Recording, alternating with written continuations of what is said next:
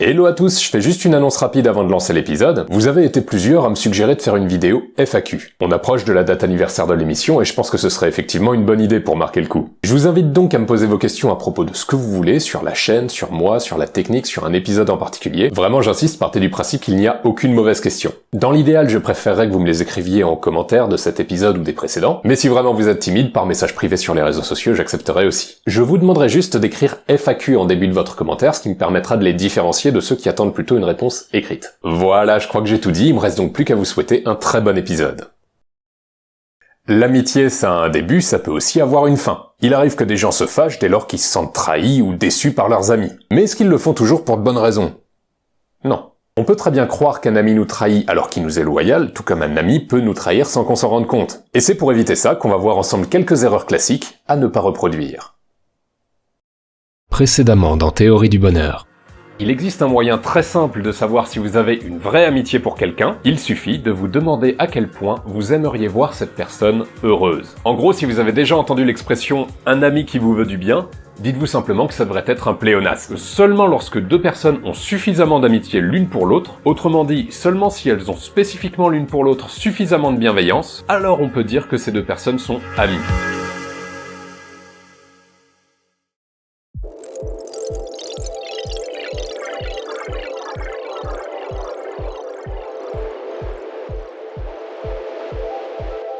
Un vrai ami est quelqu'un qui a de la bienveillance pour nous, ou pour le dire autrement, qui souhaite sincèrement notre bonheur. Donc on ne devrait logiquement plus considérer comme notre ami quelqu'un qui n'est pas bienveillant envers nous ou qui nous nuit délibérément. En théorie ça a l'air simple, mais en pratique on va voir qu'il y a quelques cas de figure un peu tordus. Une de mes connaissances a récemment voulu récolter 10 000 € pour son projet d'entreprise et a lancé pour ça un financement participatif. Elle a fait le tour de ses amis, en personne et sur les réseaux sociaux, pour leur demander d'y contribuer. Et sans grande surprise, elle a pas récolté grand chose. Alors elle a tapé tout un scandale en accusant ses amis de l'avoir abandonnée après tout ce qu'elle avait fait pour eux, ces traîtres, ces hypocrites. Bref, vous voyez le tableau. Il arrive souvent que des gens accusent leurs amis d'être de mauvais amis, au prétexte qu'ils ne leur rendent pas leur générosité. En s'en plaignant, ces gens-là me convainquent que ce sont plutôt eux les mauvais amis, et non ceux qu'ils accusent. Ils prouvent qu'ils n'ont pas aidé leurs amis par amitié, c'est-à-dire en se satisfaisant comme il se devrait du simple fait de leur venir en aide, mais dans l'espoir d'obtenir une contrepartie future. Et ça, on l'a vu, c'est ni de la bienveillance ni de l'amitié, c'est de la transaction. Alors je dis pas, il peut très bien y avoir des transactions entre amis, mais à ce moment-là, ça n'a rien à voir avec de l'amitié et il faut faire la part des choses. Reprocher à nos amis de ne pas être aussi généreux avec nous que nous le sommes avec eux, ça montre surtout que notre générosité envers eux n'en est pas vraiment. Alors on pourrait aussi se dire, si une personne est notre amie, pourquoi ne fait-elle pas preuve de générosité envers nous au moment où on en a besoin? Ouais, mais c'est pas toi qui décide. Et bah voilà, on l'a vu, chacun doit fixer une limite raisonnable à sa bienveillance, même envers ses amis. Le temps et l'énergie de chacun sont limités, et il faut pas se les faire bouffer. On peut donc pas attendre de nos amis qu'ils nous en consacrent autant qu'on veut, comme ça, sur un claquement de doigts. C'est déjà généreux s'ils acceptent de nous aider quand ils peuvent, alors qu'ils pourraient se garder pour eux le temps et l'énergie que ça leur prend. Je connaissais un type comme ça qui avait très mal pris que je refuse de faire le montage de sa web-série, ça représentait quoi, 150 heures de travail, bénévolement bien sûr, tant qu'à faire. Bon bah quand bien même on aurait été amis, je l'aurais envoyé promener pareil. On entend souvent dire qu'entre amis, on doit se faire confiance. I'm scared, Dad. You trust me, son? Yes. Come on, son. Rule number 1, never trust anybody. Bon, ça c'est un peu extrême, on peut faire confiance à des gens, mais ça dépend sur quoi. Par exemple, j'ai un ami dont je sais qu'il ne sait pas garder un secret. Il a plein d'autres qualités, mais lui confier un secret, c'est comme le gueuler dans un haut-parleur. Du coup, je lui fais pas confiance là-dessus, mais c'est quand même un ami. Je lui fais confiance sur plein d'autres choses, comme par exemple d'être là pour moi quand ça va pas. Et c'est déjà pas mal. La notion de confiance absolue, ça n'existe pas. Dire qu'on a confiance en quelqu'un, ça n'a aucun sens tant qu'on n'a pas dit sur quoi on lui fait confiance. L'idée selon laquelle l'amitié soulève les montagnes, c'est bien, c'est très romantique, mais ça change rien au fait qu'on a tous nos forces et nos faiblesses. Et attendre l'impossible de nos amis, c'est encore un très bon moyen d'être déçu pour rien. We die today, brothers.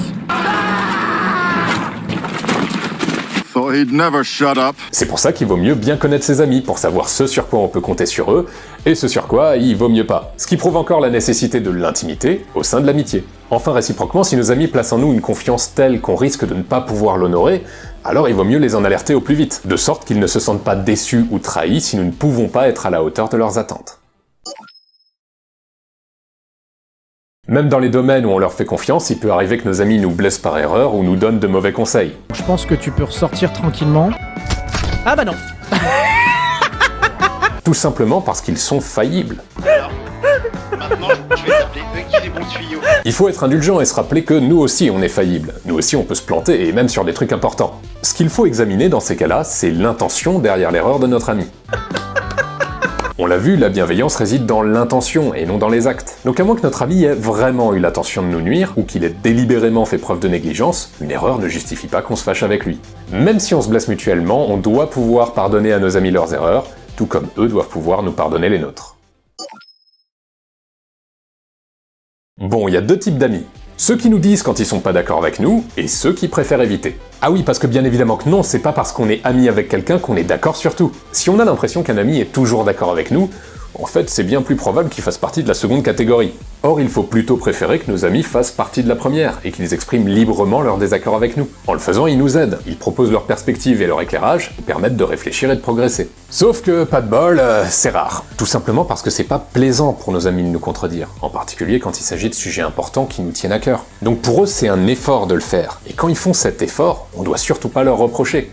On doit plutôt leur en être reconnaissant. D'accord, c'est pas agréable d'être contredit par ceux qu'on apprécie, mais il faut savoir écouter et pas le prendre de travers. Si au contraire on les envoie promener, au mieux ils passeront dans la seconde catégorie. Ils ne nous informeront alors plus de nos erreurs, ne nous conseilleront plus et nous entretiendront dans notre complaisance, et au pire ils se fâcheront ou mettront fin à notre amitié, et on l'aura bien cherché. Réciproquement, s'ils savent l'entendre, on devrait avoir la même franchise envers nos amis que celle qu'on voudrait qu'ils aient avec nous. Et bien sûr, il vaut mieux faire preuve de tact que d'y aller comme un bourrin.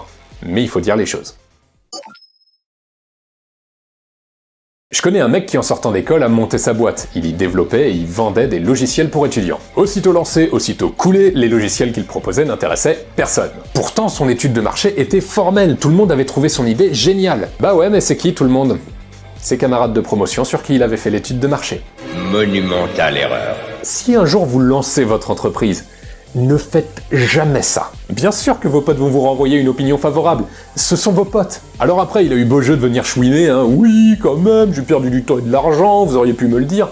Ah ouais, mais il aurait dû s'en douter.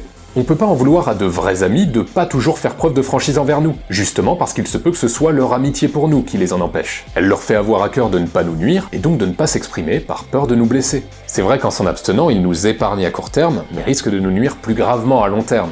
Et c'est pas forcément intentionnel. D'autant que leur amitié pour nous peut affecter jusqu'à leur jugement. À cause du biais de préférence, on voudrait croire que nos amis ont toujours raison, et on s'en convainc souvent même quand ils ont très visiblement tort. Quand ça dégénère entre deux bonhommes dans un bar, personne cherche à savoir d'où vient la faute. C'est le groupe de potes de l'un contre le groupe de potes de l'autre. Et c'est pour ça qu'il faut pas croire que parce qu'un ami est dans la deuxième catégorie, alors c'est un mauvais ami. On en revient à ce que je disais sur la confiance, on peut avoir des amis qui ont du mal à faire preuve de franchise, ce qui les empêche pas d'avoir plein d'autres qualités.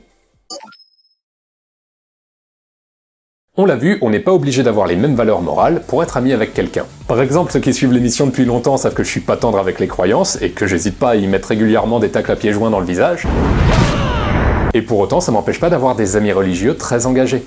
On peut tout à fait accepter, respecter et apprécier nos amis, malgré leurs différences avec nous quant aux valeurs qu'ils défendent. Par contre, ça peut nous amener à nous opposer à eux, et ça c'est pas facile. Takes a great deal of bravery to stand up to your enemies. But a great deal more to stand up to your friends. Pour autant, il ne faut pas transiger dans les actions que nous avons décidées au seul prétexte que c'est notre ami qui s'oppose à nous. Si nous le faisions, alors à défaut de trahir notre ami, nous nous trahirions nous-mêmes. D'ailleurs, si on est capable de faire la part des choses, alors on peut tout à fait s'affronter respectueusement sans que ça n'affecte notre amitié. The war is still coming, Charles, and I intend to fight it. And I will always be there. Old friend. Bon, évidemment, il y a des limites. Si demain vous découvrez que des amis à vous font du trafic d'humains dans leur cave, je comprendrais si après les avoir dénoncés, vous ne préfériez ne plus avoir affaire à eux. Si au contraire, à ce stade, certains les protègent encore pour préserver leur amitié avec eux, ou les avantages que cette amitié représente, ça met surtout en évidence le fait que eux-mêmes ne sont pas si farouchement opposés aux exactions que leurs amis ont commises. Après, je dis ça, c'est juste histoire de donner une grille de lecture. Hein, c'est pas comme si on n'était pas habitué à voir des célébrités se protéger publiquement les unes les autres vis-à-vis d'actes particulièrement odieux, hein. Ouais.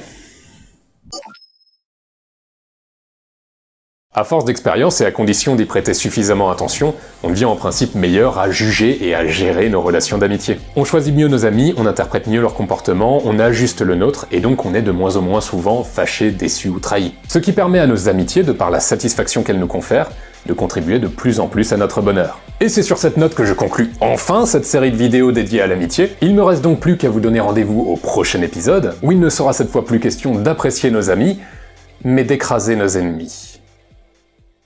C'en est fini de ce 28e épisode, j'espère qu'il vous a plu. Je me faisais la réflexion que plutôt que de traiter des sujets comme l'amitié ou la bienveillance de manière morcelée en plusieurs épisodes, il se peut que je fasse à l'avenir des vidéos plus longues mais qui disent tout en une fois, un peu comme j'avais fait avec l'épisode bonus sur le bien et le mal. Je suis encore en réflexion là-dessus, mais si vous avez un avis sur le sujet, n'hésitez pas à m'en faire part en commentaire. Bien sûr, n'oubliez pas de poser vos questions pour la FAQ, et sinon comme d'hab, je vous invite à cliquer sur l'instable pouce en l'air, à vous abonner, à activer la cloche, à commenter, à partager cet épisode, à me retrouver sur les réseaux sociaux, à l'aide des liens ci-dessous. Voilà, c'est tout pour moi, je vous dis à la prochaine, et d'ici là, prenez soin de vous.